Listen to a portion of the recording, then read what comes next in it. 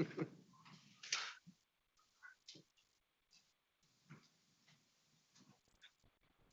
we're live. All right, welcome back. Good afternoon. I call to order the June meeting of the Mission Fulfillment Committee. Thank you, everyone, for joining us. And I'd like to give a special welcome to our student representatives, Gertie Johal, Twin Cities Campus, and welcome back, Cal Mergendahl from Morris Campus. Thanks for joining us. So let's take a look at our agenda.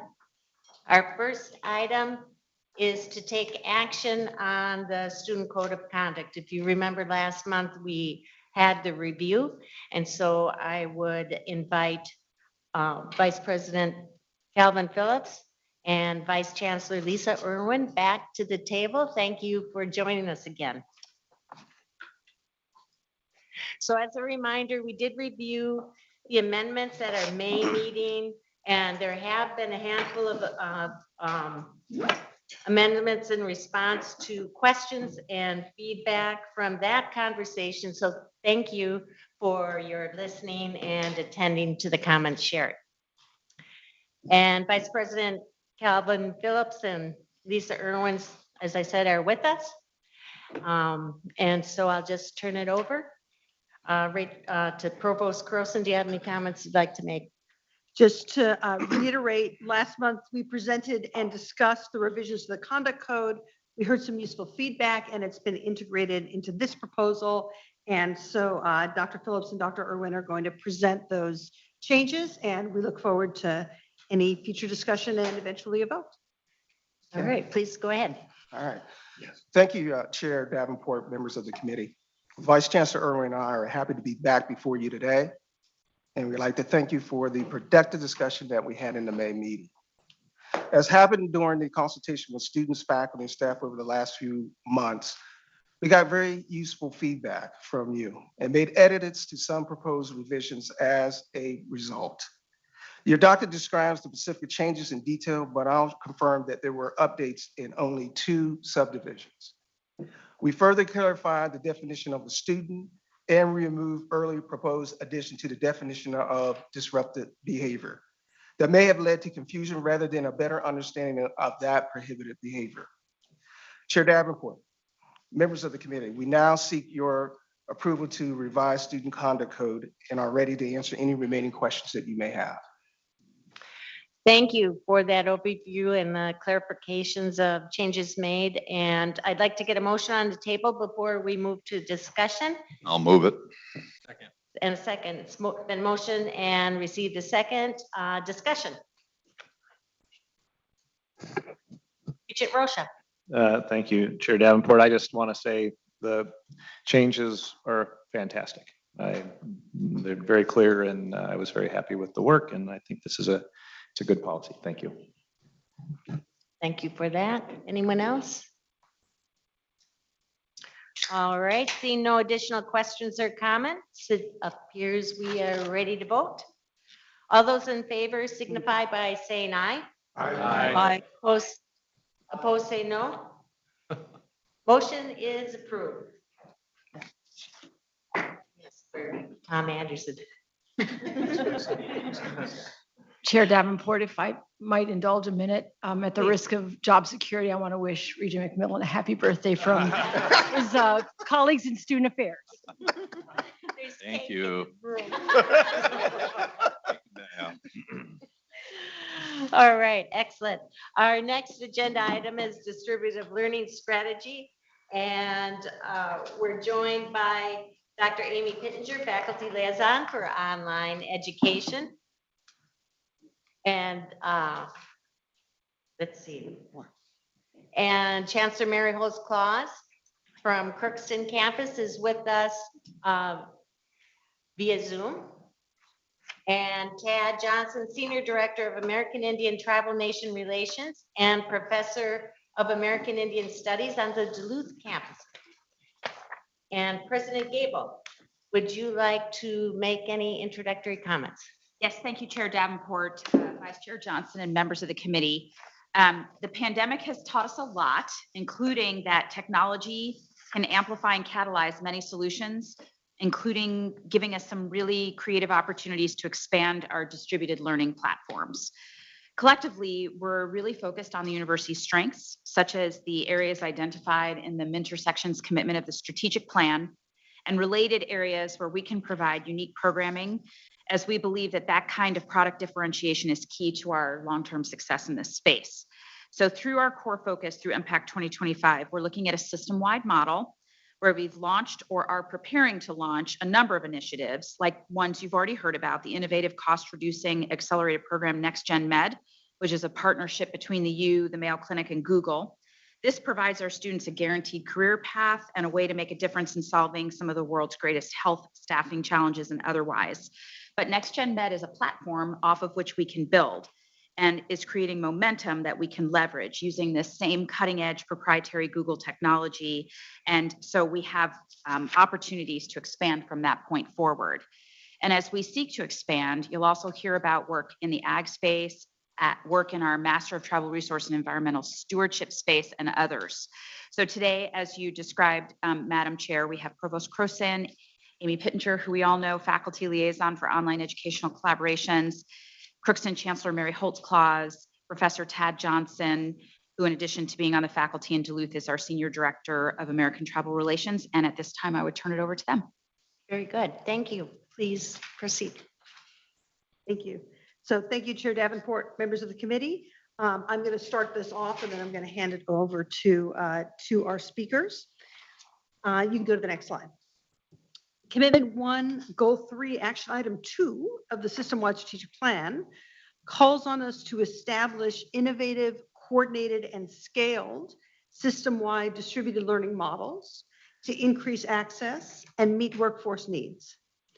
As I've discussed in the forum previously, we are not trying to compete in the already crowded space of offering a comprehensive selection of fully online undergraduate degrees.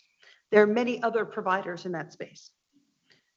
Our strategy instead is targeted. We seek to identify educational products, degrees, or certificates that have unmet demand and relatively few suppliers. We seek educational offerings that can make a difference in our state and nationally, and especially where we can leverage the expertise of multiple campuses to serve new markets, not just cannibalize our existing programs. As President Gable mentioned, our newfound experience with distributed learning and cross-registration will help us in leveraging courses and other offerings on all of our campuses into new programs that meet the needs of underserved learners. To get a jump start on this activity, I asked Dr. Amy Pittenger to serve for this academic year as a faculty liaison. We all know Amy from her previous work and her work as a department head in the College of Pharmacy. What we haven't mentioned is that in addition to her doctorate in pharmacy and many accomplishments, Amy has a second PhD in education, where her dissertation focused on distance learning. And so with this background, she has been really perfect in this role, and I'm very grateful. That said, the year is up, and I have posted for a permanent position to report to me and to continue to lead this initiative. So with that, I'm going to turn it over to Amy and the team to provide an update on what we've done so far and where we're headed. Thank you. Dr. Pittenger, please. Thank you. Chair Davenport, members of the committee, I'm truly pleased to share with you what we've learned this past year and the efforts underway to reach our MINPACT 2025 goal. As we've worked to develop a strategy for distributed education at the University of Minnesota, it's important to fully understand the current state and what opportunities we have to grow. To help us with this analysis, we did ask UPSEA, which stands for University Professional and Continuing Education Association, to conduct an evaluation. Our membership with this organization gives us access to the leading online education units at public and private colleges and universities across North America. They also offer consultation services, and we contracted with them to review our existing programs and to conduct market research that would guide our development of new programs. The report you received by way of email this last week, as I'm sure you saw, is quite in depth, but the key points of this analysis are that we have 70 online credential programs and that they are all strong. We also have opportunities for creation of new programs that we can leverage our system strengths and are in areas of unmet demand. Although this analysis also showed that compared to our peers, we are behind in leveraging system strength, it supports our approach to find connections across our 5 campuses. Even more reassuring was the 2 programs that we've selected and invested in this past year were identified among those opportunities of having the most potential. And you'll hear more about those programs later in this presentation. Next slide, please. So in addition to this analysis, I also spent this last year meeting with people across the system. And I can say that there is real enthusiasm for our efforts to leverage the expertise that we have on our campuses in a new way and to create something new. We are so fortunate to have a university committed to the educational experience and one that intentionally incorporates our cutting edge research into those experiences. We are a university committed to a learner-centered approach that already exists. And this initiative is just the most recent example of how we're working to identify what learners need. Chancellor Holtz-Klaas will soon describe their extensive work in the community to understand learner needs so that we can individualize pathways for students that reflect those needs. In addition to considering what students and employers need within the context of the curriculum, our notion of systemness obligates us to untangle some of the campus-specific processes and systems, for example, across campus registration and billing systems that have posed challenges to our providing a seamless experience to students who really do want to take advantage of the strengths across all of our campuses. Now, this isn't the first time the University of Minnesota has attempted to address this issue, and I'm not even the first past FCC chair to be asked to play this role in the provost office. But even given this past, there is real cautious optimism and excitement among the faculty that I've met with, because they do recognize that the university and the world are both in a different place this time. The faculty and staff and other university leaders that I've consulted with and worked with this past year believe that our president and provost are serious about this effort and willing to address in bold new ways the complex infrastructure and other issues that we need to work through to make this happen. Happily, the staff and faculty I've been working with this past year are prepared to work on this together. And the new leadership position that Provost Croson just mentioned earlier will be critical in advancing those efforts as we go forward. Until then, I'm encouraged by the fact that this work is already underway. We have an outside evaluation that confirms we're a strong institution with a lot of unique opportunities that can be met, that can meet the unmet needs of the state and beyond.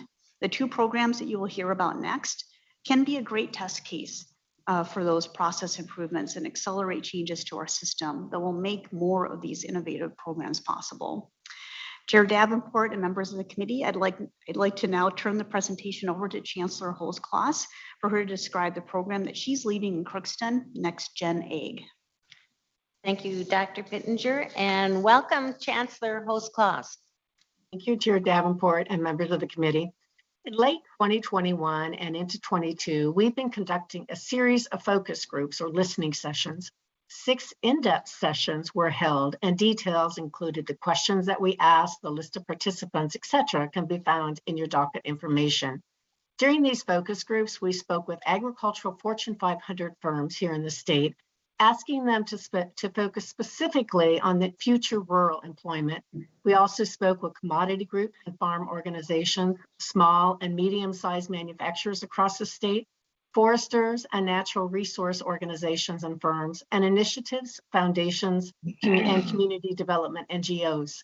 These focus groups, combined with other research methodologies, including community surveys, literature reviews, and expert interviews for best and innovative practices for rural adult learners in partnership with the Twin Cities Campus Educational Leadership Department, have been ongoing and revealed some very interesting things.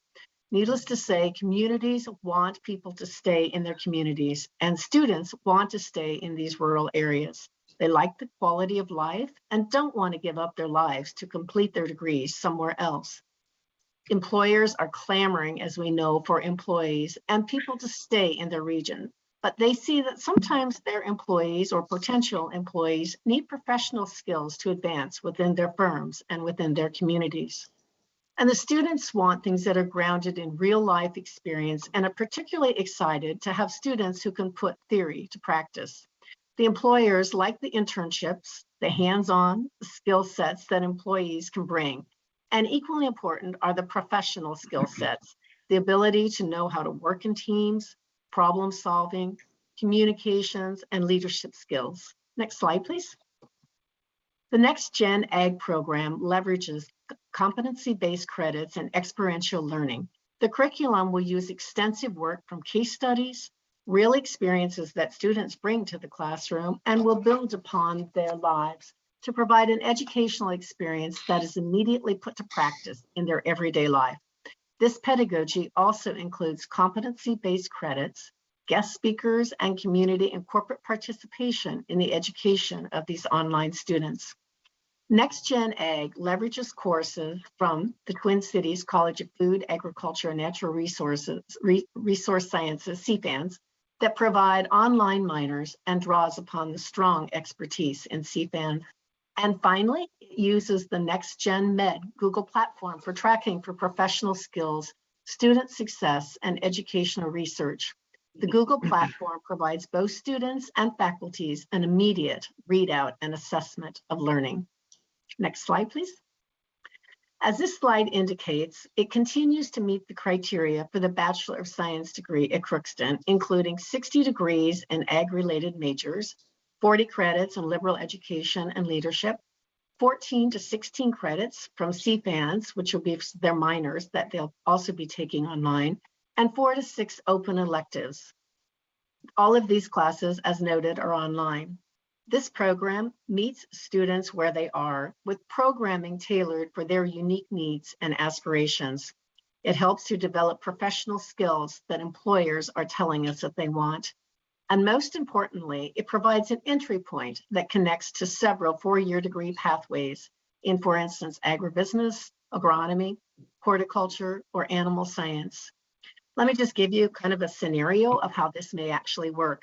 Let's just assume that a student has taken 30 credits of an advanced general agricultural degree from Northland Community College in East Grand Forks and receives the Next Gen Agriculture Certificate and is majoring in agriculture business with a minor in leadership and ag and food business management from CFANS. The student graduates with all of these degrees and has only completed 126 credits. As we know, degree programs require 120 credits. This is the ultimate example of credential stacking. Chair Davenport, members of the committee, I'd now like to turn the presentation over to Professor Johnson. Thank you, Chancellor. Dr. Johnson. Thank you. Chair Davenport, members of the Board of Regents, honored to be here. UMD was approached by Indian tribes who noted the success of our Master of Tribal Administration and Governance program, but they wanted a program for their natural resources departments. All 580 tribes in the United States have a natural resource department. Consequently, UMD spent 3 years consulting with natural resource experts from the tribes and also from the University of Minnesota scientists and CFANS to develop the program. The MTREES program, its Master of Tribal Resource and Environmental Stewardship, is a unique hybrid of Western science and something called tribal ecological knowledge, or TEK. So foresters, for example, will look at a forest and determine how many trees they can cut in a year and keep the forest industry going, as opposed to tribes who look at a forest and try to ascertain how to keep this forest for the next 7 generations. It's just one example of the sort of thinking that goes into this program from the tribes. Our program is primarily online and asynchronous, but students also meet synchronously online 5 times a semester. We focus on bioregionalism, and so students can apply the principles we teach to any geographical region. There are very few other programs that are similar. These only meet in person and do not teach the tribal ecological knowledge component. Next slide, please. The program is excellent and unique, but it's quite small and growing very slowly. We currently have 8 graduates working for the federal, state, and tribal governments, and we've admitted 11 students for the next cohort so far. This morning, I admitted 2 more students to our certificate programs. Going forward, we intend to integrate master's level courses from the Humphrey Law and CFANS programs. This will allow us to expand our capacity to teach students, offer elective courses, and draw on expertise from these various faculty.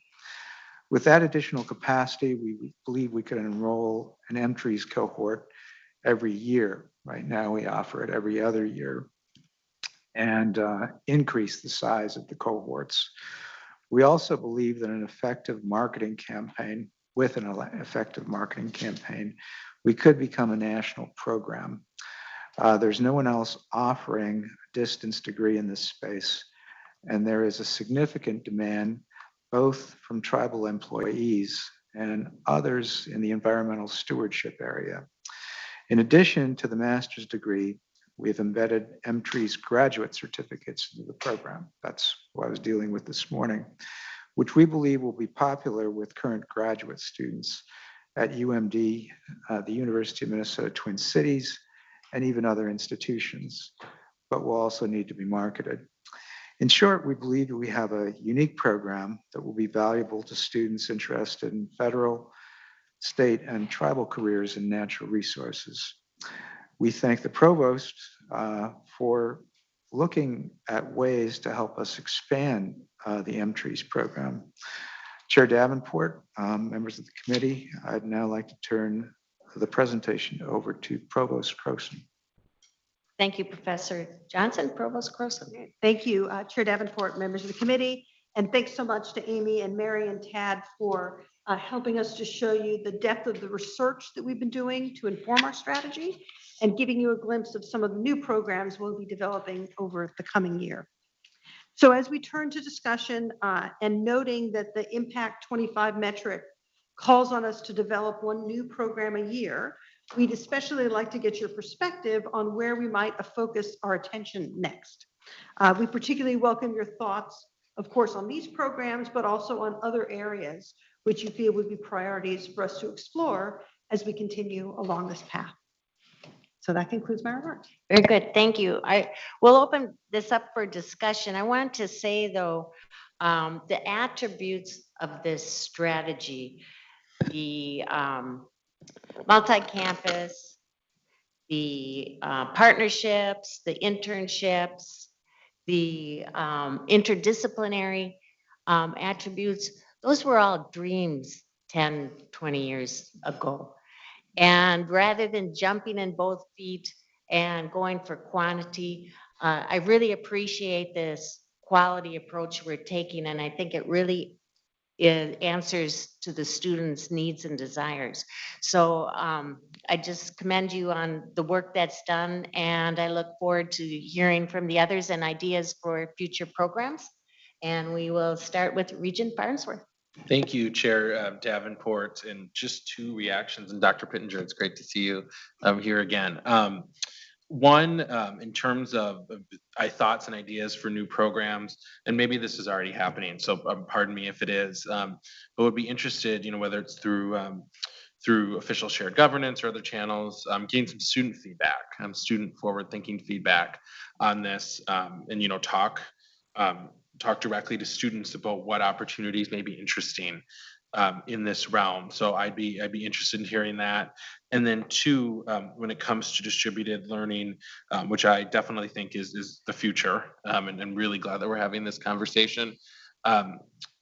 Pivoting from students to parents, and perhaps this was just in the context of the pandemic, and angst and perhaps frustration and trying to keep up as we all were with universities like ours were headed towards more distributed learning and online opportunities anyways. I think, maybe not everyone realized that. And then again, angst of people who didn't want to go down that route, having to go down that route for public health and safety. But I know that during that time, there seemed to be a lot of parents who very, were were more kind of focused on just the traditional in-person delivery and maybe weren't quite as up to speed with why an institution like ours would be thinking about these kind of opportunities. So whether that's an admissions thing or more addressed in another way, would love for us to lead with some of the amazing examples that we already have of this and the vision moving forward. And of course, we're having this discussion in a public venue, which I think is helpful. Just from the parent perspective, I feel like I'm talking a lot about parents today. So maybe it's the last time, but those would be my two reactions. Other than that, I think we're really headed in the right direction, and particularly looking at the docket here around developing programs that meet workforce needs. And maybe this is an example of some engagement that we can do with the new, I want to say corporate engagement center or whatever is happening that we learned about a few months ago here and engage some of those partners that we already have through that channel about this conversation. Thank you. Very good. Thank you, Regent Farnsworth. Regent Hips. Thank you, Chair Davenport. Great presentation. I really enjoyed it. I really especially like, well, I like both of them equally, but I can comment on the next gen ag. I think that's really important for my area of the state, halfway between Morris and Crookston. And I can't emphasize enough that there's people that want to get advanced degrees, but if they can get them in where they work and live, that's going to be really huge. As far as ideas for the future, I'd love to see the College of Science and Engineering work with College of CFANS in Crookston or someplace and work out a systems engineering, kind of an applied systems engineering to help our food plants and manufacturing plants take their plants to the next level because there's just a shortage of workers. And we're going to have to automate. And I think that could be, I think that we could get a lot of businesses up there to give scholarships to I think it would really help the students too. So thank you. Great. Regent Powell. Thank you, Chair. Thank you, Chair Davenport. A question and a suggestion. The question is, and let's use the next gen ag as an example. Do we have a sense for the size of the market for degree, for that sort of degree program, and is there a target for how many, ultimately how, what we think the size of that program could be, just based on whatever kind of market study we do? That's the question. And then the other question maybe for you and is I just wonder about rural entrepreneurship. And I think, Regent Hipsch about, the region that you come from. And I mean, there are a lot of companies that have been started by University of Minnesota alumni, but, so we know that there's opportunity and a lot of initiative. And a number of business schools, already have sort of that venture entrepreneurship focus. Could there be a rural kind of focused entrepreneurship credential or toolkit just to support business growth in those parts of the state? Chancellor Holmes-Claus, would you like to? President Gable, would you like to respond? And then we can ask the Chancellor if she has some follow-up. Thank you, Madam Chair. I'll follow the Chancellor, actually, if that's okay. Chancellor. Thank you, Regent Davenport and Regent Powell for that question. There certainly is a huge demand for particularly for the agricultural area. And we're actually just finishing a study with real-time talent. And so probably within the next month, I can get you very specific details. It gets down to the actual numbers. What it has done is it's looking into all of the openings in Minnesota, across both greater Minnesota and within all of Minnesota then, and looks at very specific like marketing, agricultural marketing, grain marketers, and the number of openings and the pay. And so we had hoped to have that completed, but didn't quite get that done in time for this meeting. So we'll send that information to you as soon as it's completed. And then also, I was going to say, I appreciate your comments about entrepreneurship, because that's something also that all of our work has shown us that there's very much an interest in developing that. We touch upon that in the agricultural business curriculum and have a minor in entrepreneurship, but something that we'll certainly take and look in possibility of even expanding that. So thank you for the question. Regent Powell, follow up? Okay, thank you. President Gable? Yeah, just to follow up on that, when we think about the systemness of this curriculum and of the opportunities, this is sort of a perfect question to highlight how some of that works. So what the chancellor is describing emerges out of the Crookston campus. CFANS has a whole agricultural and innovation lab. MBOLD has Grow North. The Carlson School has an ag entrepreneurship program. And so the idea of how the curriculum can work can draw from any or all of those curricular areas, partnerships with Greater MSP and MBOLD, and the partnerships that the chancellor described when they were doing their field experiences and drawing in feedback. So the idea of how this works can be locally anchored in the way the chancellor described. It can be to some degree Twin Cities out to the extent that that functions well in certain environments, and also coming in to leverage the resources there. So there's a lot of intersectional opportunity that this allows us to take advantage of. Thank you, and a lot of expertise to leverage throughout our system's capacity. Regent McMillan. Thank you, Chair Davenport. And I think this question is mostly aimed at Professor Johnson, but it's a comment before the question. You've been very adept, and I think ahead of markets at finding and then building and then executing and then going out and marketing opportunities to package and sell wonderful programs, certificates, Masters Tribal Administration. I think you're kind of modest about some of the successes you've had in that space. But I'm curious if, without giving away competitive intelligence, there's more ahead that you see, and where you might find your next opportunity there. And I'm not sure you explained, you probably weren't asked to, but you've had success well outside of tribal audiences as well, with state government and your tribal law history certificate. So I'm kind of curious if you can look over your horizon, because you've been way ahead of your time in terms of finding those opportunities to date. Is there, what's next on your horizon? And then secondly, and this may get to you, the provost, and perhaps the president, but we've got considerable concentration of American Indian faculty talent at Morris, a whole lot in Duluth under your watch, and of course a very big American Indian Studies group down here and department. And I'm curious, do you have any observations about how well those three centers work together? And Crookston may have some too, but I'm not as aware of that, and whether there's more we can be doing in the e-space to bring all that expertise together and deliver better products. Professor Johnson, please. Chair Davenport, Regent McMillan, thank you for that question.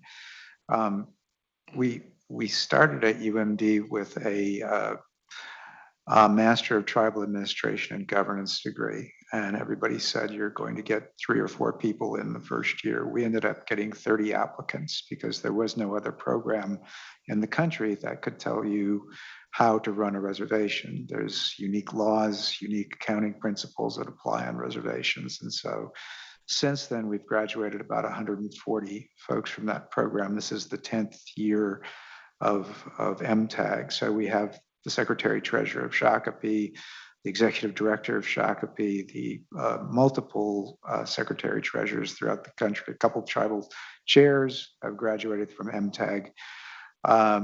And just recommended one of our grads to Mille Lacs, who had gone to Carleton and then MTAG. So we started with that, and then we started with an undergraduate degree in tribal administration and governance, which grew kind of slowly, much like the M-Trees program, but it grew organically. And eventually we got more people, and now we have more people in that program than we do with our general American Indian Studies program. So they want to know practical things that they can do on reservations. So this program was brought to us, the idea was brought to us by the tribes. The Swenson School underwrote the consultations we did with tribes and scientists to develop that.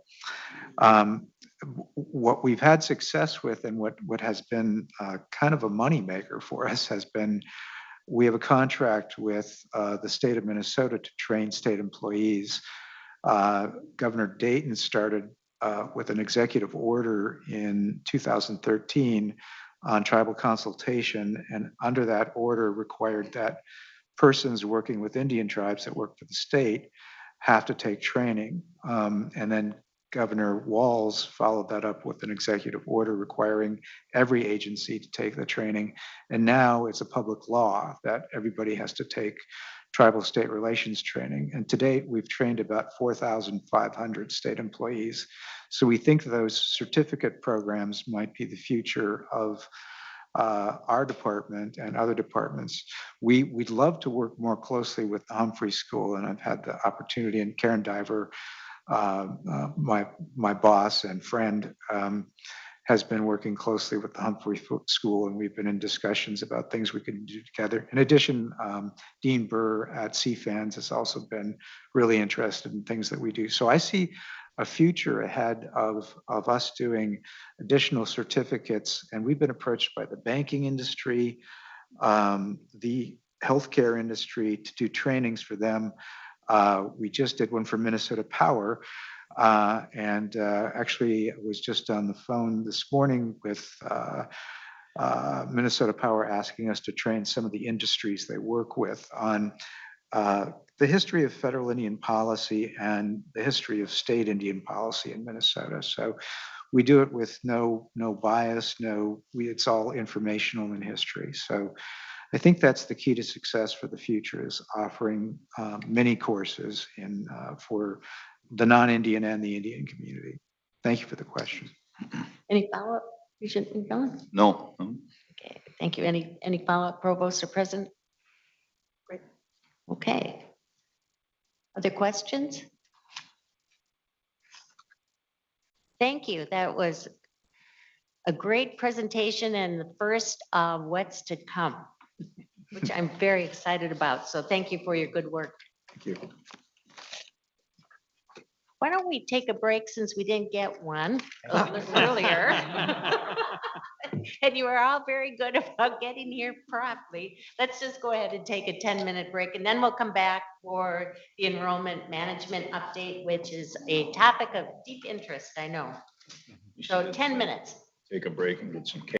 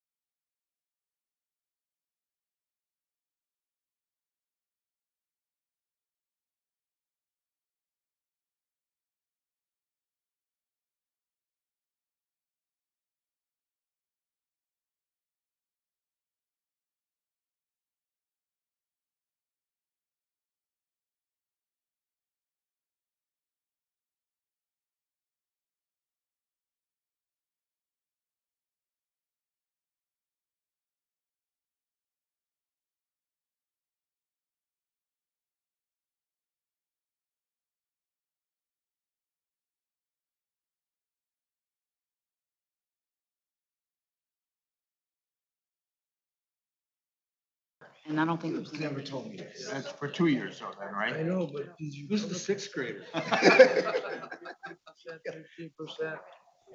Now we're getting down to single. All right, we'll come back and move on to our item 3, I sent me that. system undergraduate enrollment management update. Yeah.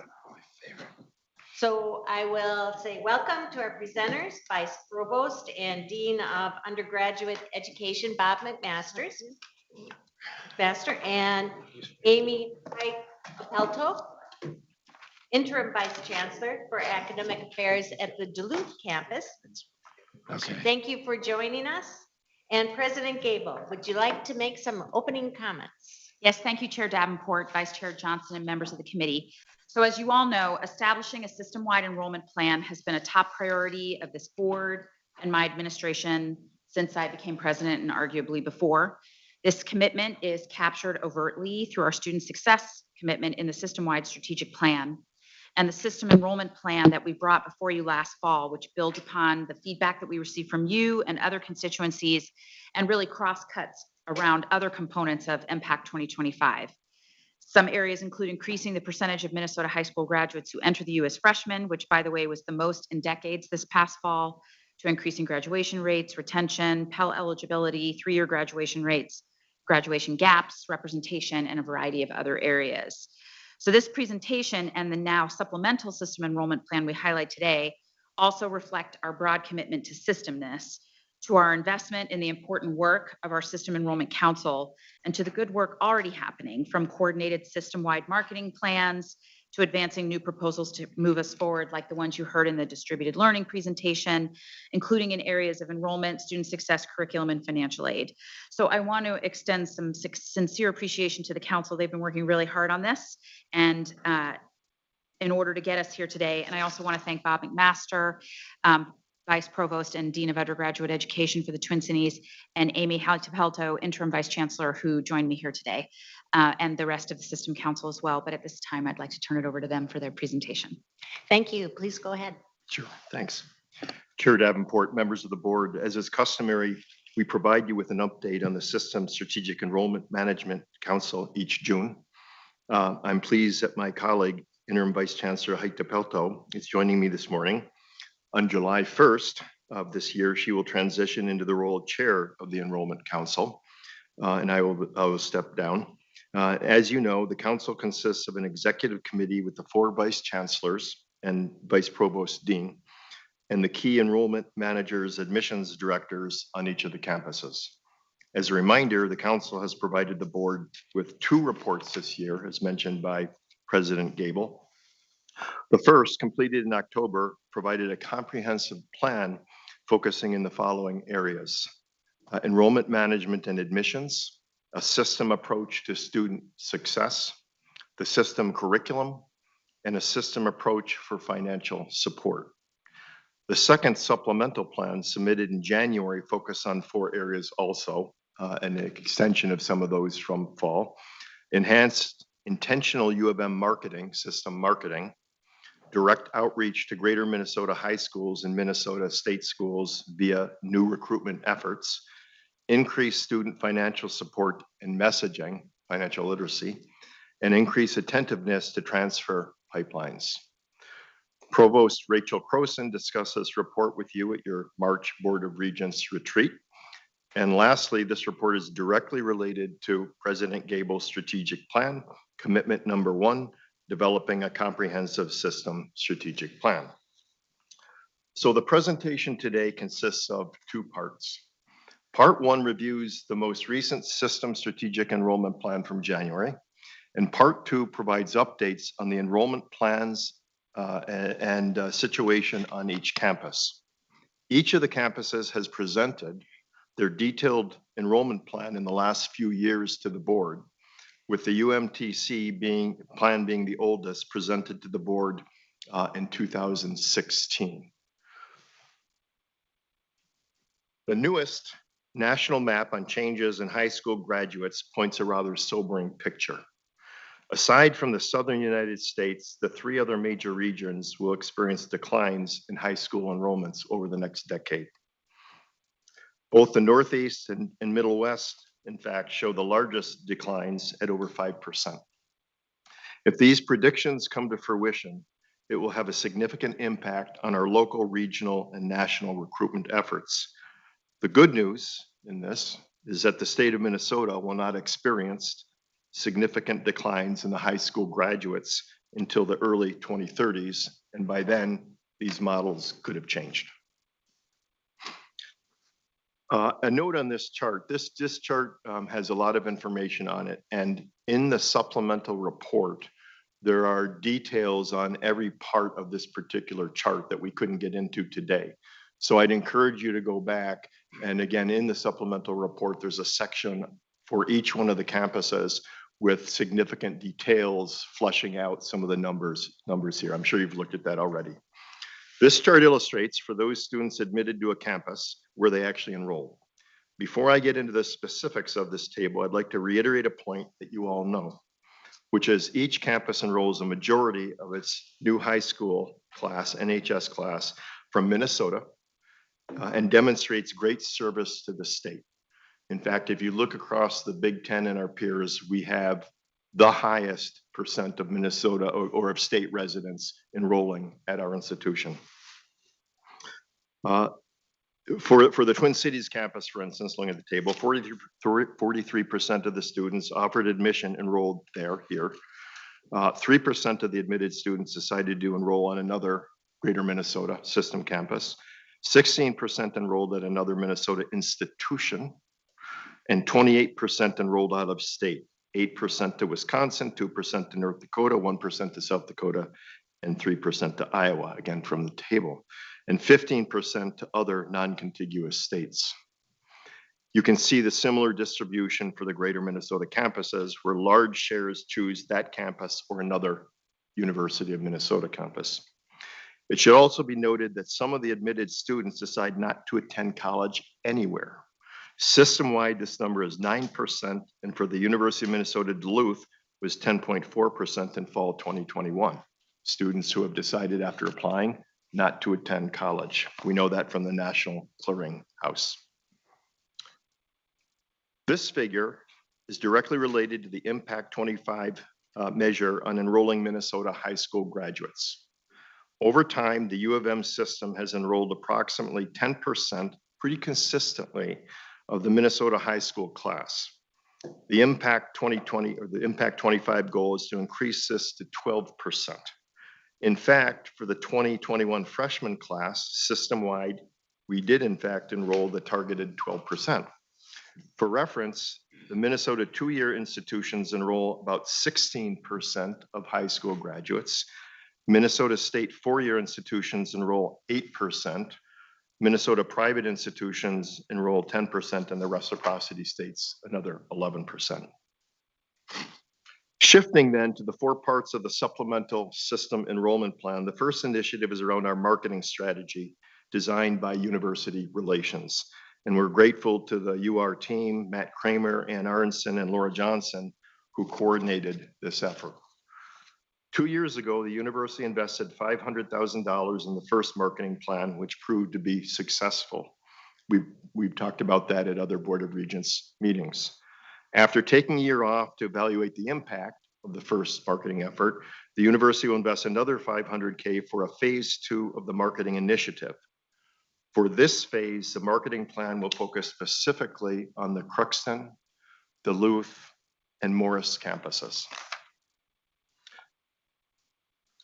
A bit more on the original UR marketing plan from 2021. The plan, which was originally or was completely digital, focused on the unique offerings on each campus. For instance, Duluth's emphasis on natural resources. The results were promising, with applications, web traffic, and awareness of the entire system all increasing. The new campaign objectives for the three campuses will again promote the U of M as a system, increase application starts for seniors, and include a measurement plan to monitor progress very carefully. The message has been modified to the following: 5 campuses, 1 world-class education. In previous discussions with the board, recent discussions with the board, the need for differentiation in marketing was emphasized, which is a clear goal of the second effort as well. In February of this year, Vice President Tonneson and the Vice Provost, that's me, discussed with the board the U of M supplemental legislative request that included 3 components: a greater or an expansion of the U of M Promise program, the creation of a Greater Minnesota Scholarship Program, and enhanced support for students. I think you remember those 3. Sadly, this request, not even in part, was funded. The System Enrollment Council is unanimous in that the creation of a Greater Minnesota Scholarship Program is of the highest priority for the council and the university. However, we now have to identify new ways to fund this priority. The first is to work on securing new funds through philanthropy. That seems kind of obvious. Our preliminary models indicate that an endowment of about 20 million would be needed to partially fund an impactful Greater Minnesota Scholarship. A second idea is to look at the new U of M Promise model that would enhance, or is to create a new U of M Promise model that might enhance allocations to Greater Minnesota. That's a complicated set of models we'd have to develop. We'll continue to consider creative ways to fund this initiative. Another area that has emerged as an enrollment priority is a possible system-wide increase in international students. In order to identify new possible regions and recruitment strategies, our 2 efforts here focus on 1, an RFI developed at UMD for the Greater Minnesota campuses, and an RFP proposal developed for the Twin Cities. Vice Chancellor Haitapelto will provide a few details on the RFI, and I'll provide a few details on the status of our RFP. Thank you, Chair Davenport, for the opportunity to present updates to your committee today. For the Greater Minnesota RFI, we requested vendor responses to a request for information focusing on 2 things. 1, direct international recruitment of students to the Greater Minnesota campuses, and 2, the implementation of an international pathway, sometimes called an accelerator program, located on the UMD campus, but serving the entire system. This program would recruit undergraduate students from around the world directly into an English language immersion college preparation program for a period of time before enrolling in one of the system campuses. Since we received very limited information to the limited response to the RFI that we had already put in place, we are now in the process of looking at next steps to be able to identify an appropriate vendor. We hope to be able to get a pathway program as well as the direct recruiting for Greater Minnesota campuses in place sometime in academic year 2023. Great, thanks. The Twin Cities RFP seeks to identify a partner that will assist in identifying new recruitment areas and to increase the number of undergraduate international students on our campus. For instance, we enrolled very few students from the Global South on our campus, mostly due to financial constraints for those students. For entry into the United States, an international student must document they have approximately 55,000 in resources to enter the country. We're currently reviewing the proposals that were submitted and hope to identify a partner in this effort in the next month to assist with recruitment for the 2023 freshman class. The transfer picture system-wide continues to be a challenge. Fewer students are attending the 2-year colleges that represent a major pipeline for the U of M. For Minnesota State, for instance, the declining enrollment was 5% last year for the 2-year colleges and 2.6% for the 4-year colleges. Thus, we're seeing a downward trend with both applications and enrollments of transfer students. We are, nonetheless, focusing on several pipelines, including those from the tribal colleges, and with our MinCap program, that's a formal arrangement the Twin Cities has with certain community colleges for certain programs. Vice Chancellor Haitapelto will also provide a few details on the 2+2 international strategy at Duluth.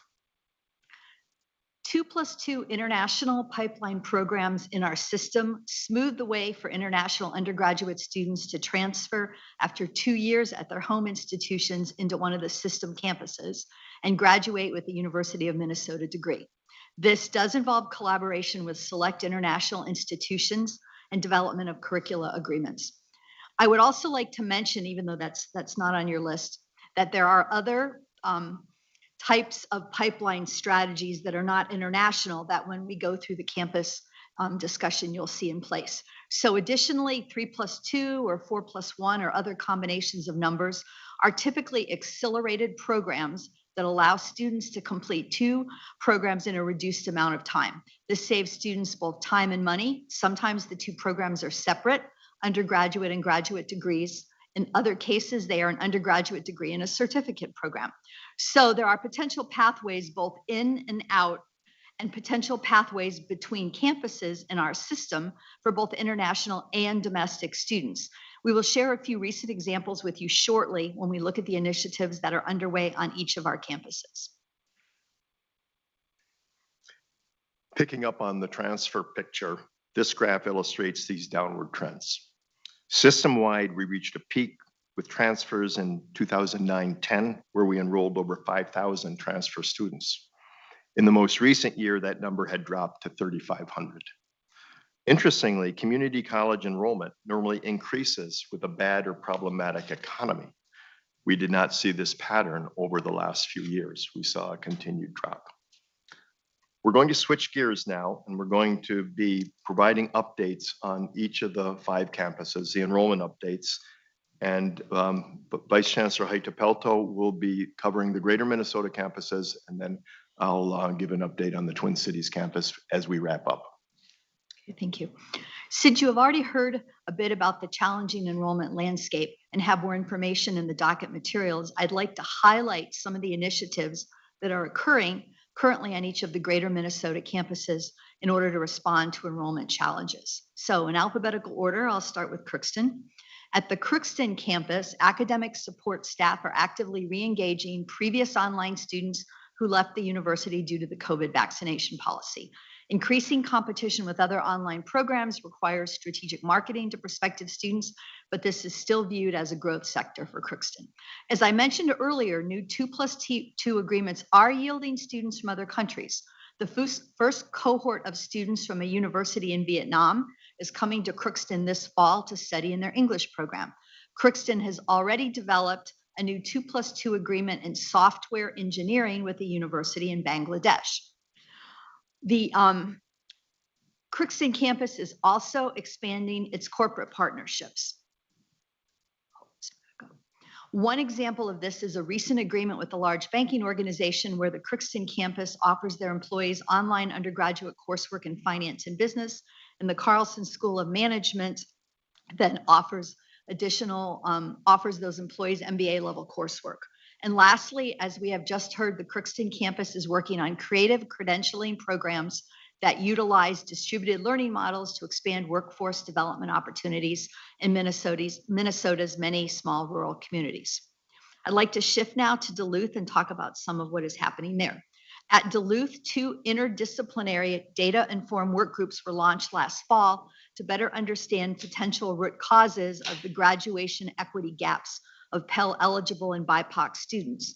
Recommendations this spring from these groups pointed to needed investments in proactive success coaching and early engagement in higher order learning, and those are in the process of being implemented.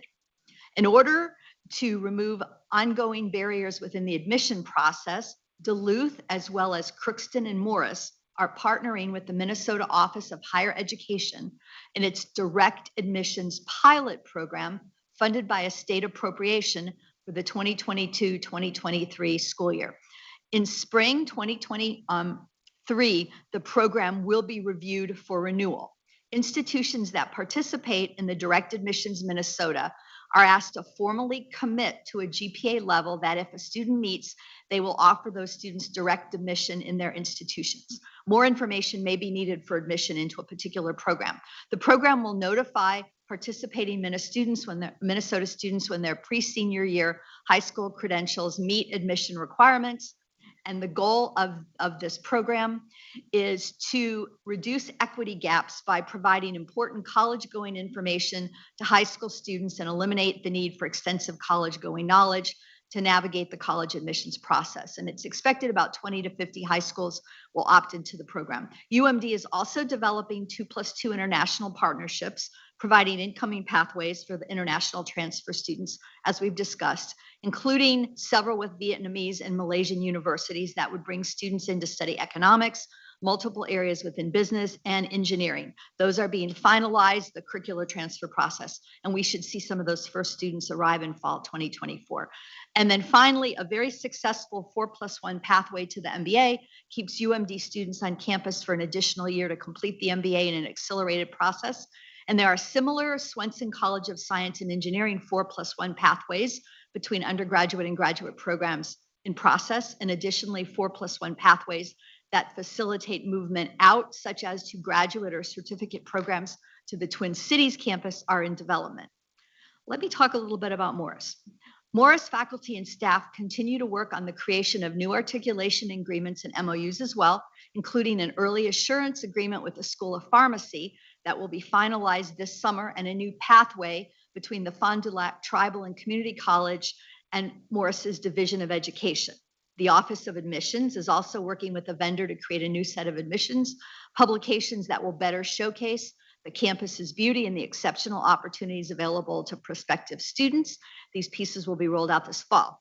Morris is also working on, also participating in that Minnesota Office of Higher Education program and the accelerator program I just mentioned. Morris has already seen an increase in the number of international students who have submitted deposits for fall 2022. And this year they are on track, their new high school cohort, to be one of the most diverse in recent history.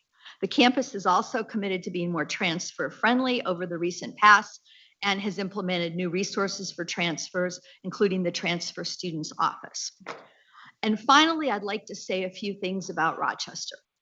UMR is welcoming the first cohort for the Next Gen Med pilot program in fall 2022. In partnership with Google Cloud and Mayo Clinic, Next Gen Med is a year-round, 2.5-year undergraduate degree program that seeks to prepare diverse students for meaningful careers in the high-demand sector of healthcare. They partnered with Google Cloud to create a groundbreaking engagement platform. The engagement platform is designed to keep students organized, provide easy access to support, document how they are progressing. The university estimates the program will save students an average of $26,000 in their educational costs. UMR also continues to expand options through partnerships for accelerating students' progress into post-baccalaureate programs. UMR's innovative customizable capstone year provides flexibility for students to prepare or even begin their post-baccalaureate programs while completing their Bachelor's of Sciences in Health Sciences degree. A couple of sample pathways: the University of Minnesota School of Public Health, BSHS, Masters in Public Health and Environmental Health. Mayo Clinic School of Health Sciences, certifications in cytotechnology, nuclear medicine technology, or medical laboratory science. A 3+2 athletic training program with Winona State. And a Doctor of Chiropractic, it's a 3+3 with Northwestern Health Science University. They also have an early assurance option that provides another opportunity for streamlining pathways into a student's career, and they allow high school seniors to apply for entry into both the initial undergraduate program and the following professional or graduate program. As long as students meet all the requirements, they do not need to reapply to the second program. Again, they utilize the capstone year. Through this process, some early assurance programs are also accelerated, reducing the students' time to completion by allowing them to begin the professional or graduate program in their senior year at Rochester. Current early assurance options within the University of Minnesota include nursing, and most recently, entry into the PharmD program. And then within the Mayo Clinic School of Health Sciences, early assurance arrangements include entry into the physician assistant, PA, and respiratory therapy programs. Thank you, Chair Davenport and the committee, for an opportunity to provide some highlights of the work being done on the greater Minnesota campuses. Thank you. That was an excellent presentation. Oh, more. Sorry. Anyway, it's so far excellent. Keep it coming. I think we're almost done, Chair Davenport. We had one other campus to talk about Twin Cities. If that's all. Oh, yeah. Finally, we provide an update on the Twin Cities campus. Our overall enrollment target continues to be 33,000 undergraduates, including freshmen and transfer students. The one challenge we'll encounter reaching this number is a continued decline in transfer students, as we just discussed. In fact, our new models are readjusting the freshman to transfer ratio given these declining numbers. We have several opportunities that will help us reach our goal. One is a continued focus on national level recruitment, where we continue to build out our national recruitment team, adding recruiters in the New York metropolitan area, Washington, D.C., Texas, and the upper Middle West. Our goal is to maintain an NRNR enrollment at approximately 15%. Another idea is a previously mentioned goal of increasing the enrollment of international students, where the U of M traditionally has enrolled fewer international students than our peers.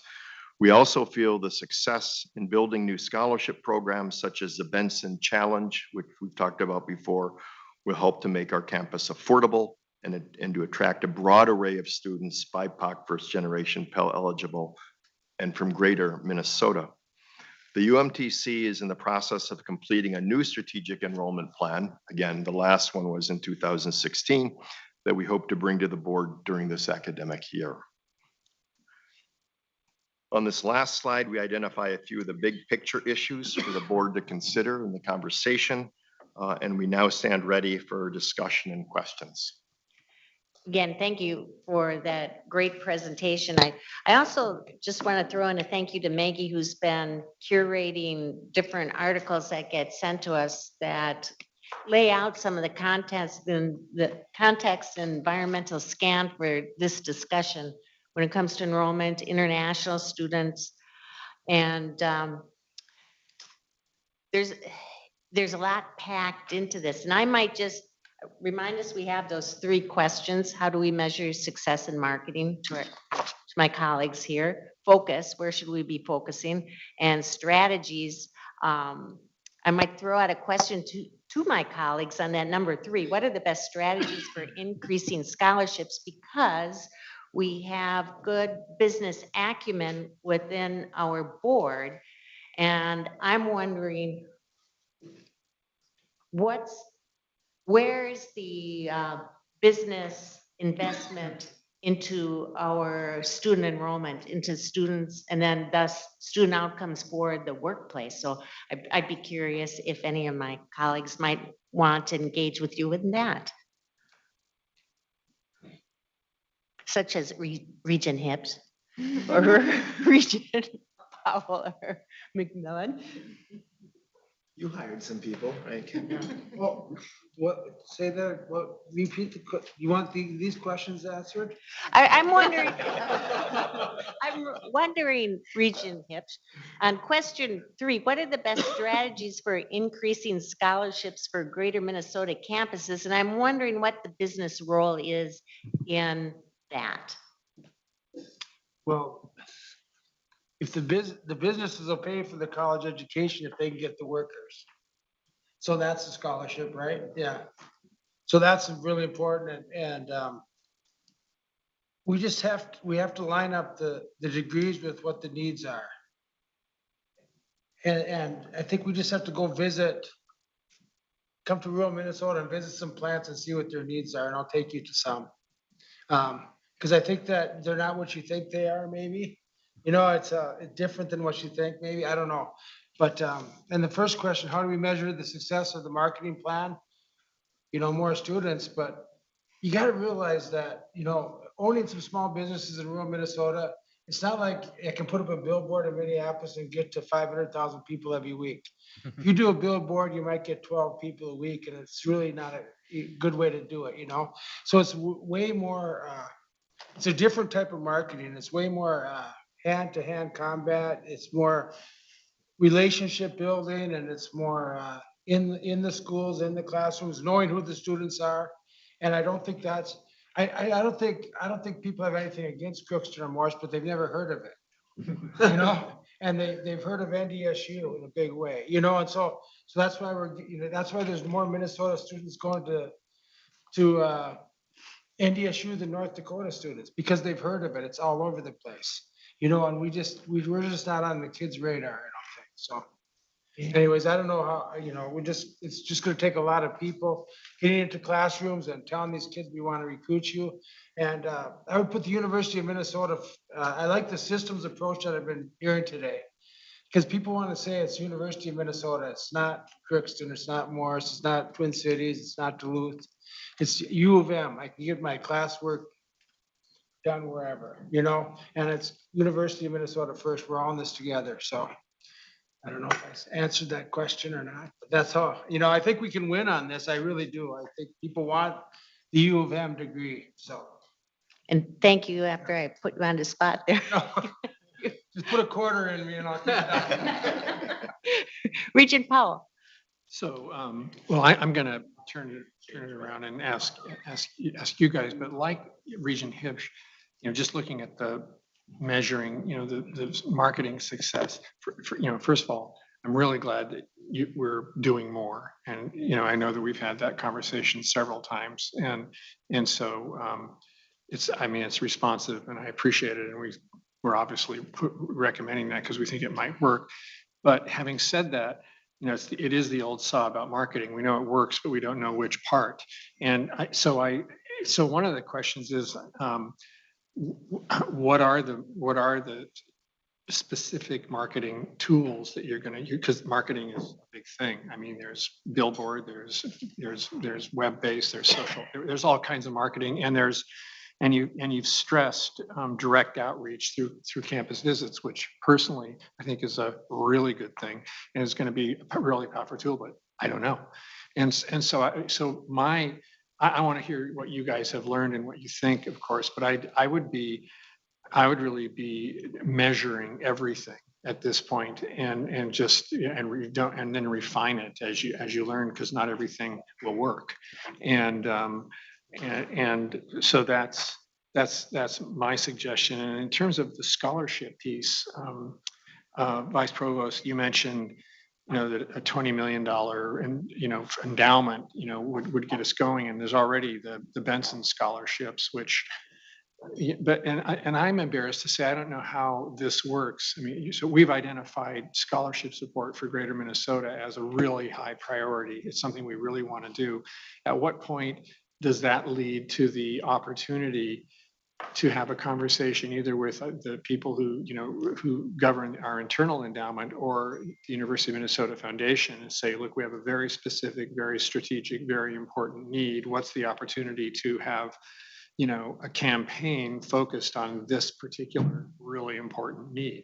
Now, I don't know. I don't know the answer to that question, but it seems like with our capacity and, the development capability that's really been so, fantastic, raising 20 or 30 million to take us the next step ought to be something that's very feasible.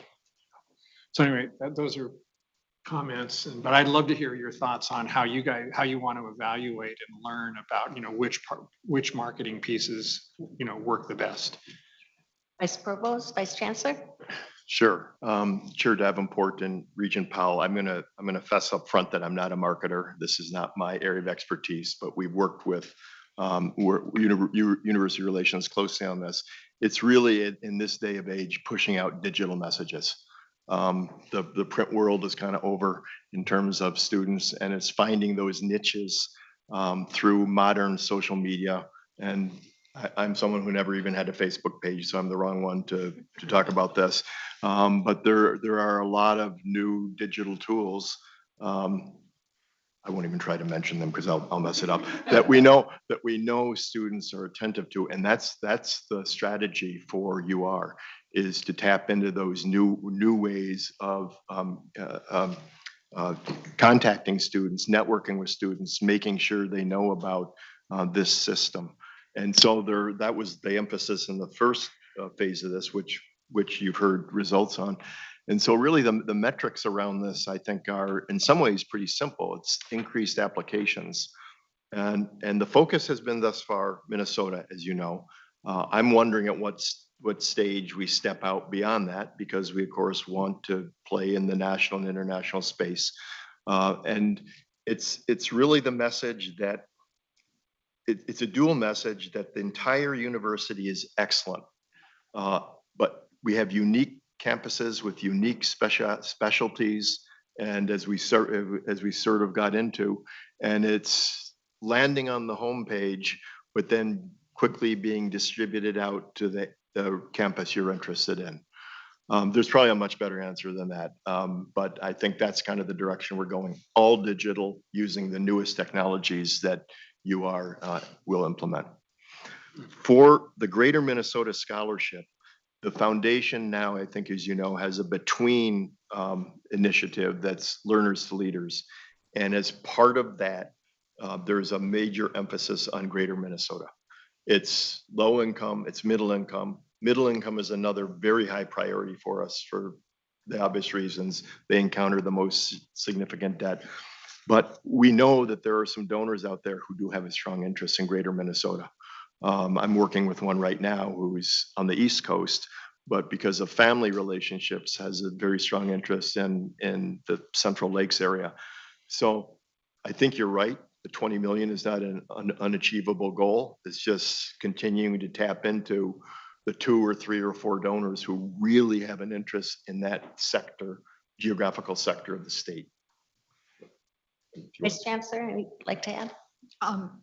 Chair Davenport and also Chancellor Powell, who asked the question. If we use the digital media, a lot of that is incredibly trackable. I mean, they can see how many hits at the different levels, and if there's a hit but that it doesn't continue, or as you get deeper in, the hit causes them to go to other web pages. So I think we'll have the ability to really track carefully which pieces of that digital campaign are working. Ultimately, yes, we want people to apply, but an all digital campaign is going to give us a lot of data. So I'm excited about that.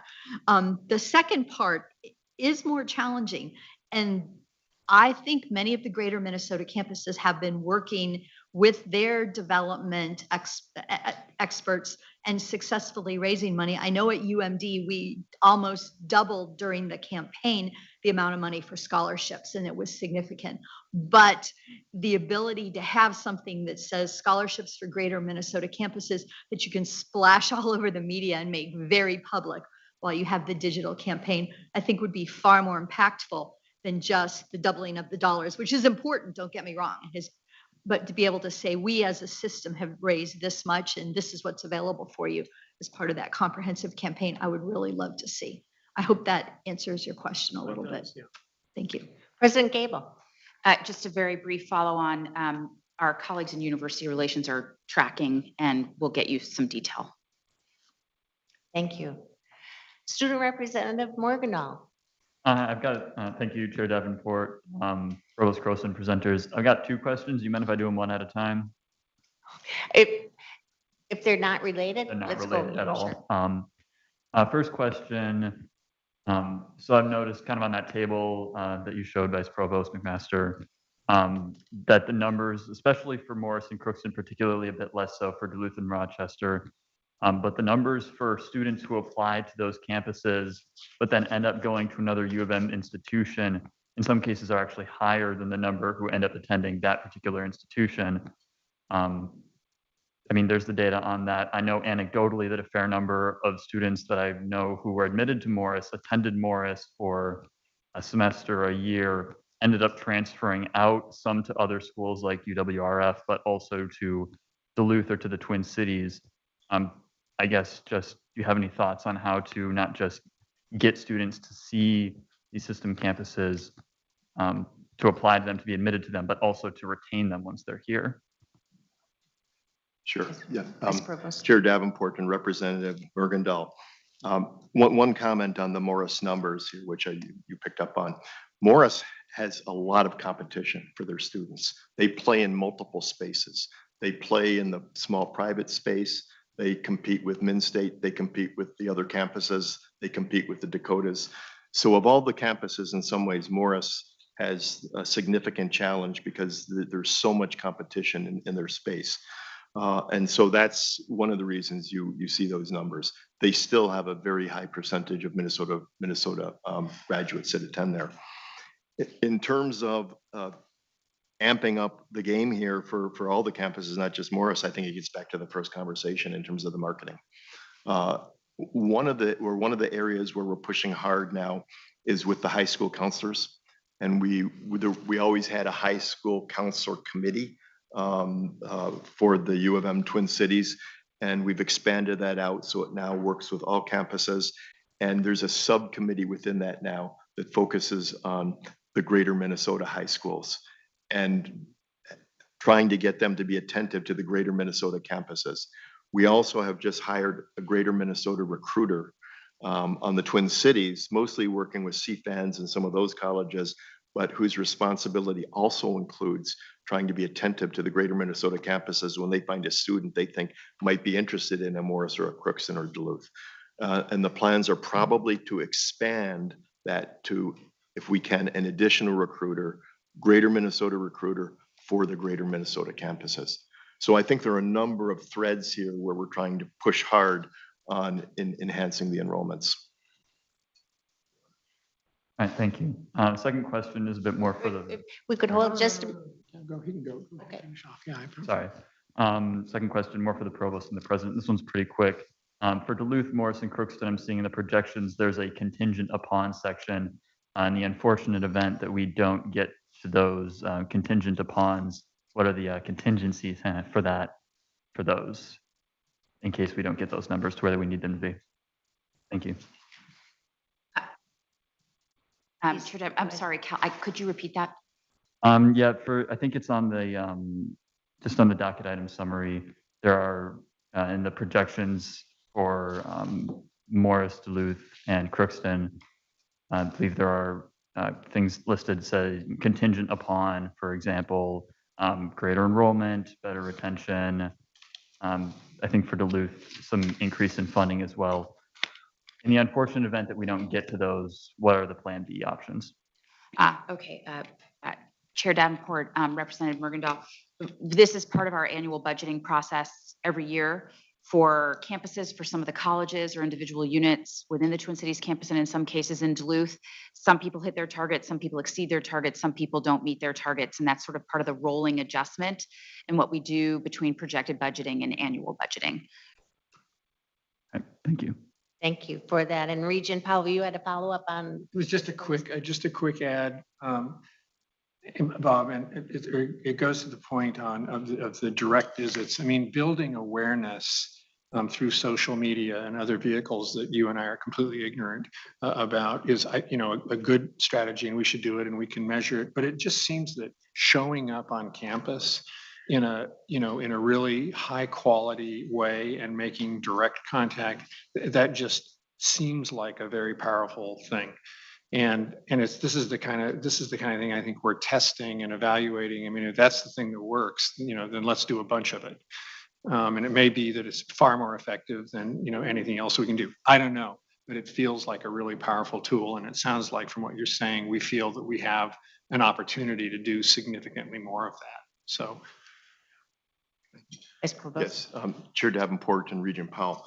When you say arrive on campus, you mean arrive on the high school campus, Yes. correct? Yeah, Yes. okay. Yes. So absolutely. And with the limited staff we have in admissions, we still have Minnesota recruiters that are out and about in the state, visiting high schools, talking about the entire U of M system. But I think individuals that are really focusing on just greater Minnesota and spend the majority of their time going from high school to high school, identifying the logical targets, that's really the next step here. yeah.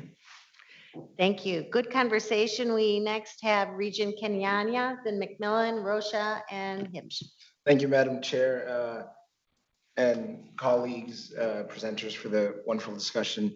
Just following up on the point that Representative Mergendahl brought up, I think on the projections, and I think that's the point he was getting at, some of them are hard to get a good idea because the projections refer to the very goal. The projections for Morris enrollment are contingent upon increasing incoming class sizes, which is the very issue we're discussing. I imagine it's because it's very hard to project, right? But thank you for pointing that out. So I have a couple comments and perhaps a question will be formed somewhere in there.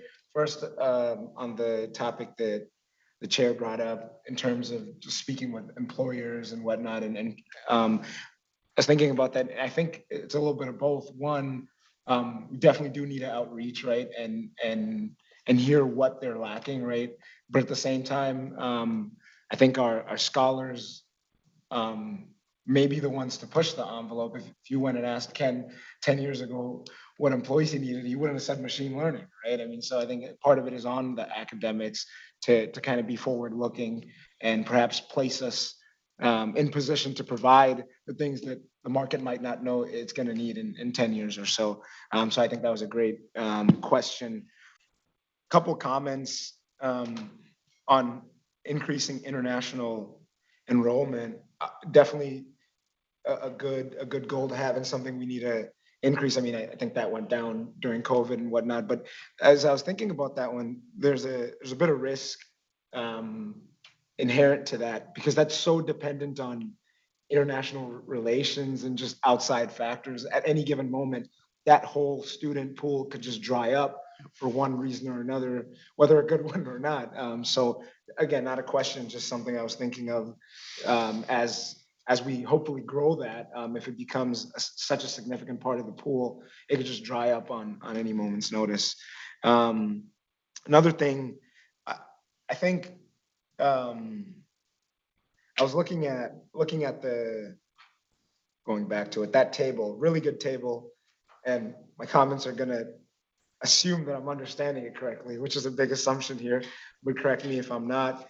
I was looking at the out-of-state subtotal and then subtracting our border states, the Dakotas, Wisconsin, and Iowa, and it's a very small number that go beyond that, beyond our neighboring states. I was able to calculate about 11% for system and 6 to 7% for the greater Minnesota campuses, which is a small amount. And bring that up to, because I think that reinforces, sometimes we discuss and disagree on which peer institutions to look at. I think this really enforces that it is the Wisconsin institutions, the Iowa institutions, the Dakotas ones, at least for the Minnesota students in terms of where we're competing with them.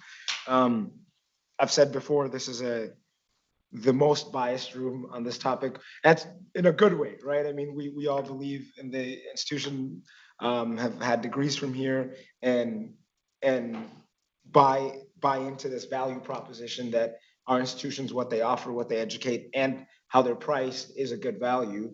I certainly bought into that. I had student loan payments to show for it.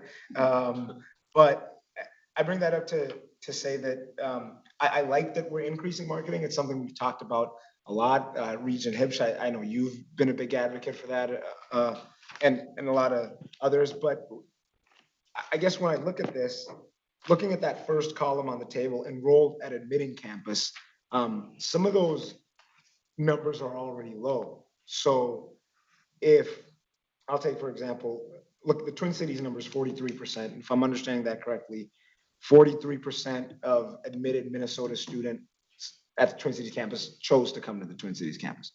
Is that correct? For Minnesota applicants. Minnesota applicants. Okay, 43% enrolled that were admitted. That were admitted. Thank you for the clarification.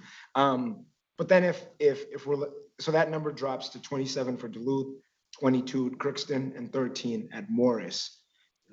Yeah, so if looking, for example, that 13, I don't know if just marketing is gonna solve that, because if you market to 100 students, if we're still only getting 13 of those, that's just another conversation to have. I'm not saying don't market, but simply saying that students aren't coming because they don't know about it. I think there's some who don't, but we're seeing a lot who do, who even go to the point of applying and then still don't, right? So that requires further conversation on back to that value proposition, right?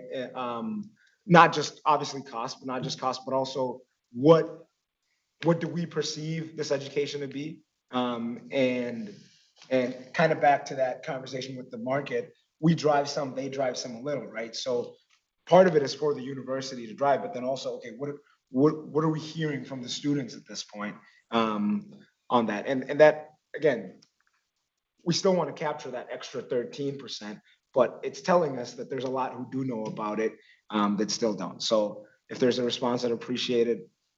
No particular question. And you know more about that than I'll say I do. Vice Provost, Vice Chancellor, any?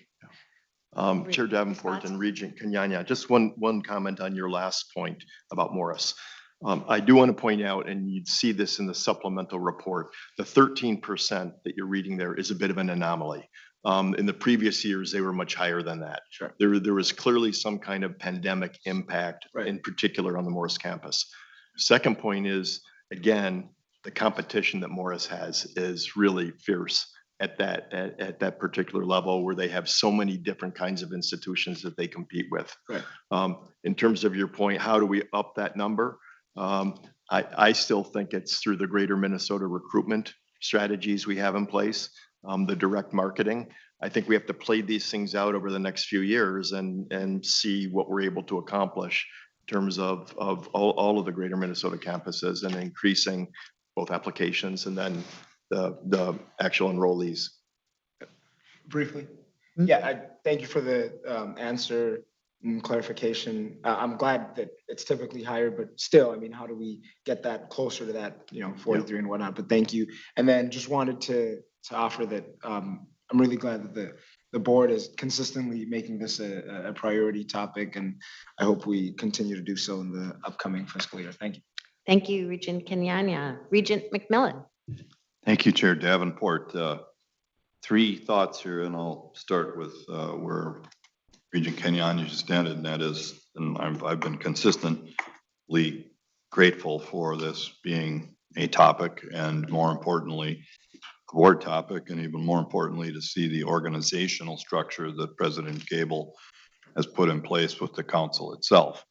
So it's great, and I think one of the best manifestations of how successful your work has been is evidenced in what you just did. You've said a couple times now in the last 5 minutes, Vice Provost McMaster, and that is demonstrating a deep understanding of what a Morris recruitment challenge is like. And I would hope that of your four counterparts, all of you become equally adept at explaining, well, what's Rochester up against?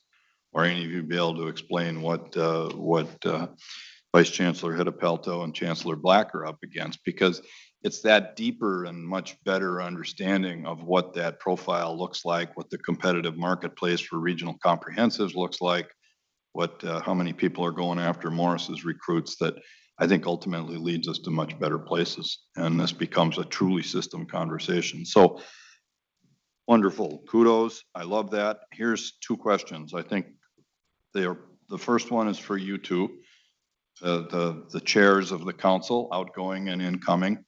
And the second one might be for the president. Here's the first one. What are the biggest barriers you found to your success as a team of 5 plus the next level? I don't know how many of you, is there 10 or something like that?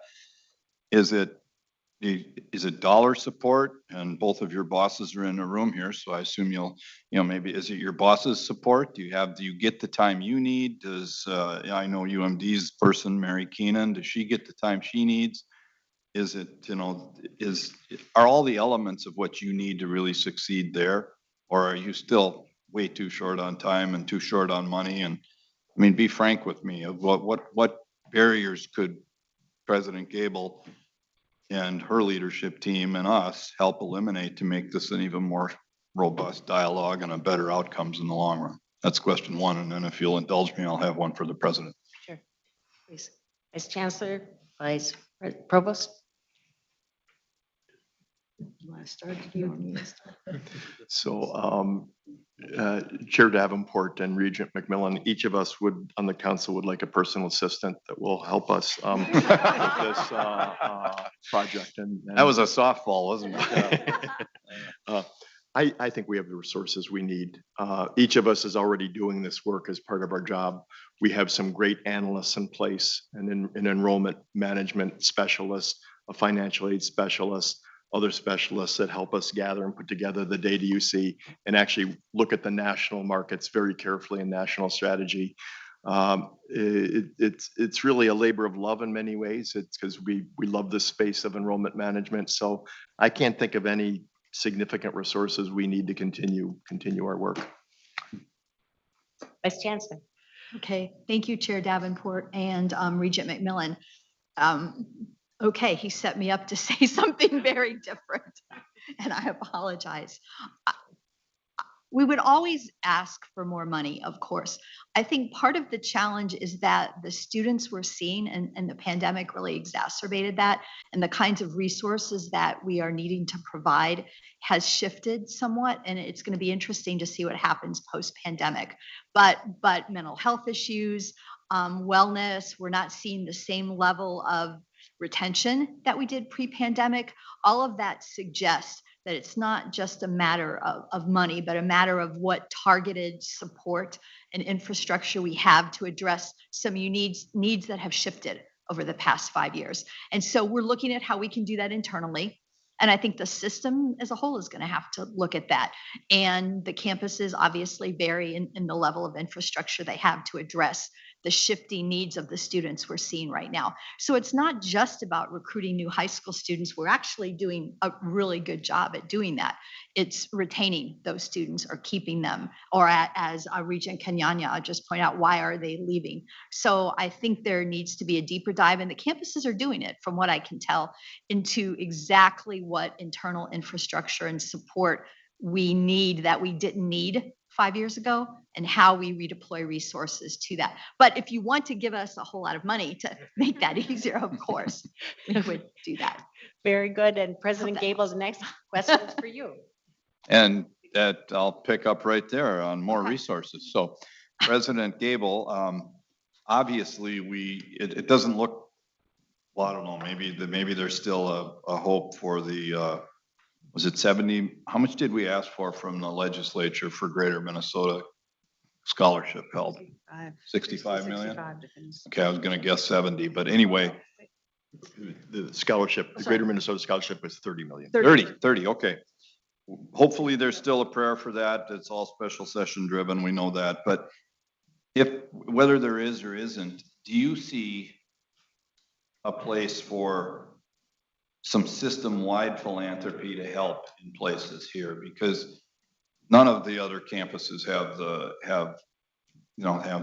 kind of resources that we're able to generate here. And obviously, I mean, we just celebrated 170 million of Driven giving up in Duluth, so there's great resources there, but they're different scales. And I think if you do put a system lens on, like you have so wonderfully done and made it okay for us to talk about it, system successes using some of the deepest pool of philanthropic resources, could be looked at differently. It's not necessarily a Twin Cities resource. So I don't know how you're thinking about that, not looking for a commitment, but boy, if you can go after a student that signed up for, UMD and also UND and get them, make up the difference in what they'd have to pay to go to UMD with some philanthropy, that's a win for everybody. President Gale. Chair Davenport and Regent McMillan, that is exactly what we asked the state to help us with. And we're hopeful that they'll see the value there too, because every one of those students becomes an economic engine driver. It's an investment as much as a source of support. But from a philanthropic point of view, we've started to see this. The Benston Scholarship is a system-wide program. We have others.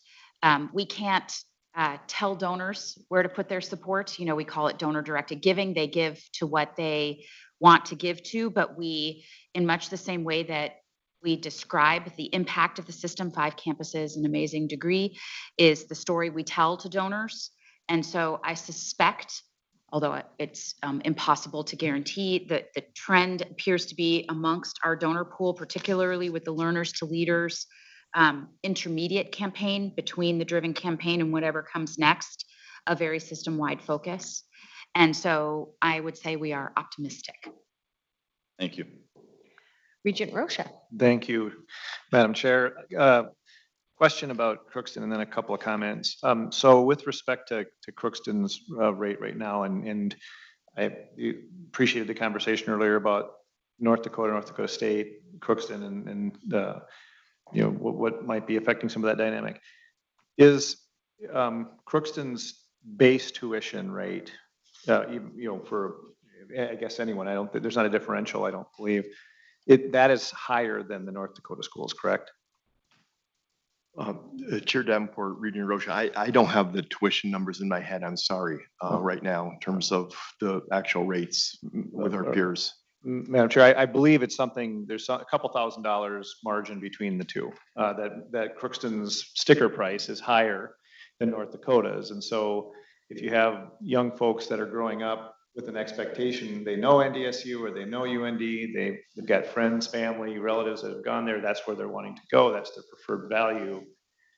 And then if we approach them with a Minnesota, option at Crookston, but it's even more expensive than which they, that which they prefer, I think that has an impact on our ability to market that. And I think that that's something we really need to take a look at a minimum, unless of course we are armed with some level of scholarship that allows them to get down below that number. What I wanted to say about Crookston in relation to what Regent Hipsch was saying is, and this may already be going on. I know when I was an undergraduate, I had close friends of mine at the College of Agriculture, now CFANS, they indicated that their families were actually able to write off some of the cost of their education as employees of their enterprise. Now, I'm not trying not to get anybody into any tax trouble, but something that I think if that is something that's available, that maybe Crookston does, sort of find a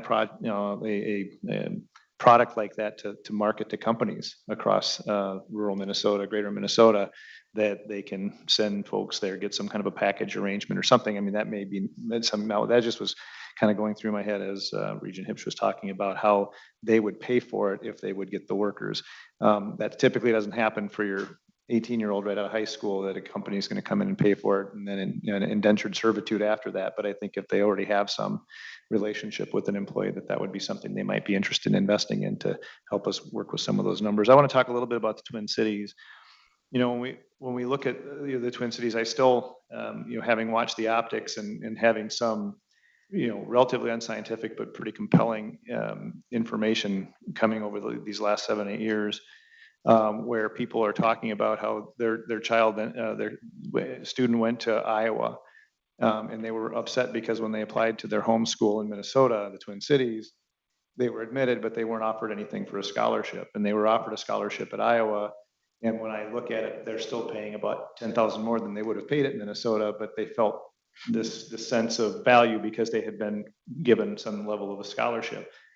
People are so interesting when it comes that way, and we've talked about our non-resident rate, and I continue to talk about how the world tends to see the non-resident rate as a proxy for quality, because people don't really know how, we presume schools like Michigan with a really, really high non-resident rate are, outstanding schools. There are other indicators as well, but when you don't really have another way of knowing whether a school is great, an undergraduate program is great, we oftentimes look at what the sticker price is. And I still think that while we've made some progress with our non-resident rate, I would be inclined to move that rate up about $10,000 and then give every student a sort of default $10,000 scholarship. So they're really paying the same as they're paying now, but you have the ability to attract people. You're able, when you're walking around, New York City as a recruiter, you've got a $43,000 non-resident rate, but I'm in a position to offer you a $10,000 scholarship. I mean, it just has a way of getting attention.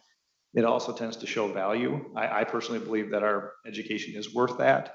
And so when you have your resident rate lower than that, it reflects to people what a great value they get by being a Minnesota resident, and what the investment the state makes in the university comes back to reward all Minnesota students, because they're paying substantially less than that higher rate. But the last thing I'll say about that is in 2015, returning to the board and seeing that we had gone to such a dramatically large non-resident percentage, where we were over a third were non-residents. We're now in, I think, a better place than that. It's less about the percentage, I think, than it is about what we're offering. When we talk about Wisconsin, we were talking about Wisconsin earlier about how it has a higher non-resident percentage, but they admit a larger percentage of the applicants from Wisconsin.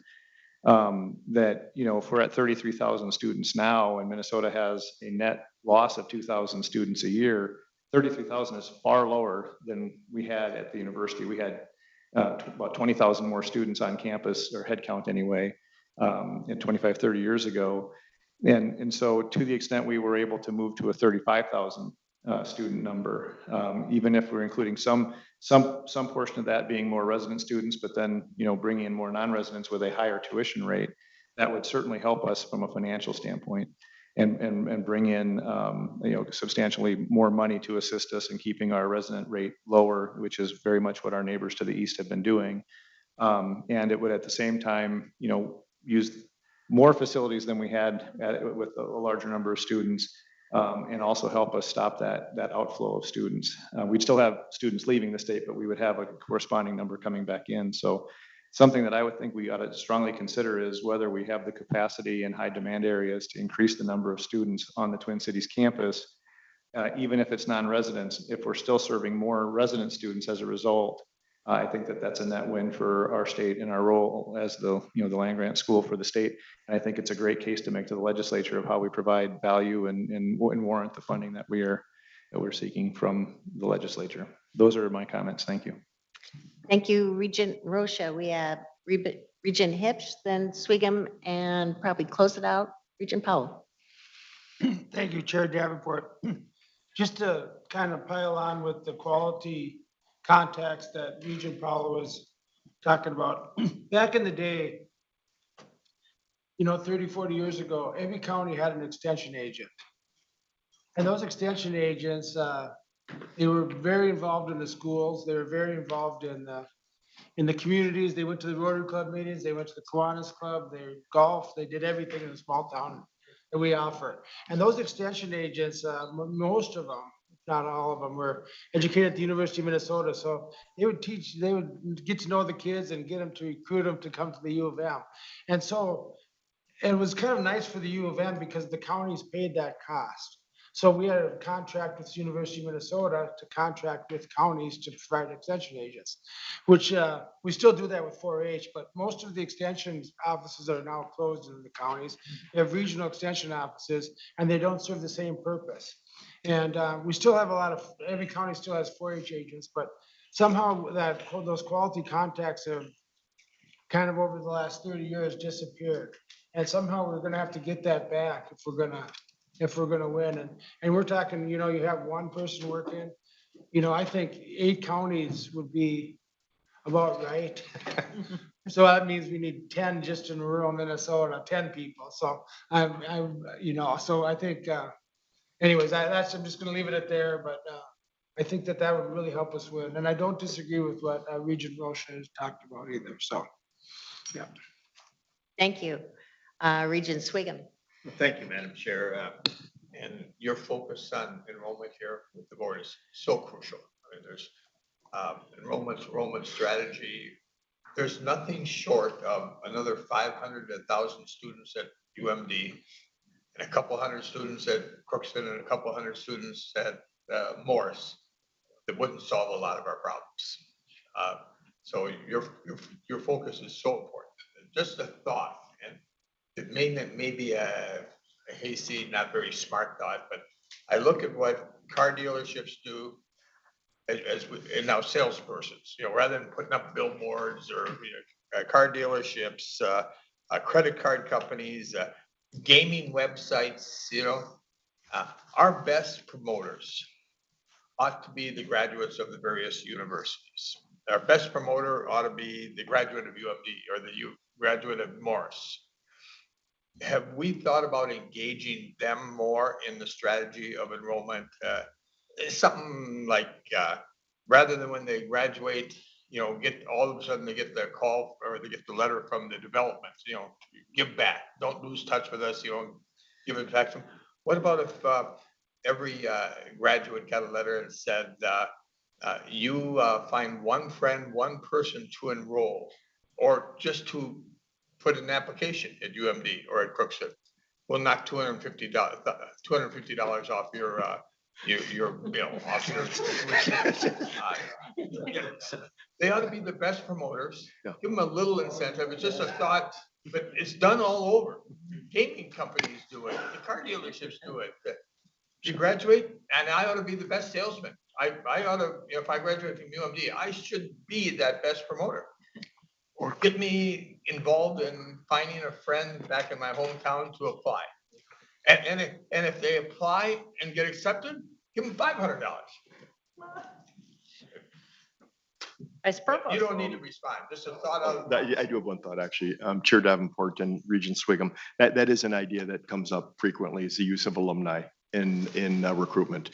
And we do in fact tap into our alumni network to host events around the country, let's say Phoenix or San Francisco or Seattle. At that level, to bring a set of high school students together that we're trying to recruit works pretty well. We're a little more reluctant at engaging individual alumni to recruit students, because the messages have to be very clear and on target in that space. And it has to align exactly with what our own recruiters are trying to do. So we're pretty careful to step into that particular space. I can understand that, Madam Chair, but again, they ought to be our best promoters. They ought to be the best salespersons for that institution, at least for the first few years until the honeymoon rubs off.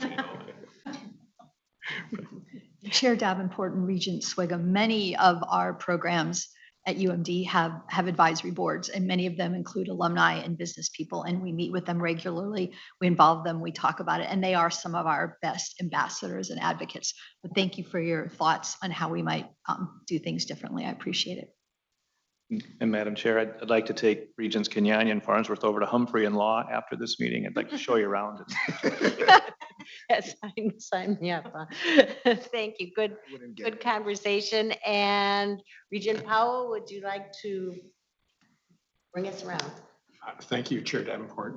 I'll make it quick. I want to sort of build on a point that Regent Kenyanya made about international recruiting and the sort of geopolitical risk that goes there. And ours has been highly concentrated, so we've been at risk. And so I think that part of the answer to the point that you made is diversity. In a portfolio. And you mentioned, I heard Vietnam and Malaysia twice. I heard South Asia, maybe a little bit, or Southeast Asia, a little bit, South Asia, Bangladesh, trying to figure out the best way in South America and Latin America. I think it would be a good thing for the committee and the team to come back with, look, here is, we've decided it's going to be these 7 countries or what, I think we need to know what it is, and where we're going to put resources and where we think we'll have the best opportunity. Because like many have mentioned, international students are a really good opportunity for us, provided we've got the right focus and the right strategy. So I think we need to see what the focus will be. Thank you, Chair. Thank you, Regent Powell, and Provost Croson made note, and I think that's right on track with where you're going. Is that correct? Yeah, I'm happy to talk about it, either at a later meeting or online. So we'll look forward to that conversation. Thank you for the robust conversation that we've just had and your continued updating of us on the status of system-wide enrollment planning and execution. Thank you. That brings us to our consent report. And Provost Croson, will you please provide an introduction of the items in the consent report?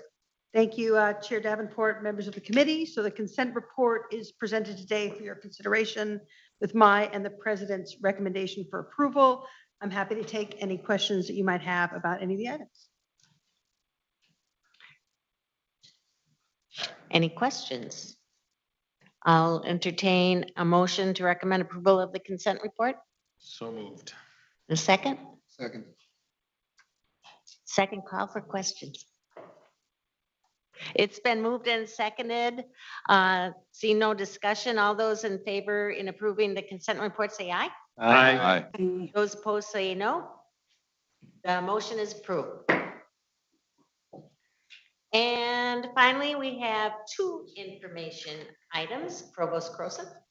Chair Davenport, members of the Regents, in addition to our regular report on select student, faculty, and staff accomplishments, which are excellent, and I encourage you to read them all, the docket includes changes to the rules of the Senate Judiciary Committee, which were submitted for your information by the University Senate.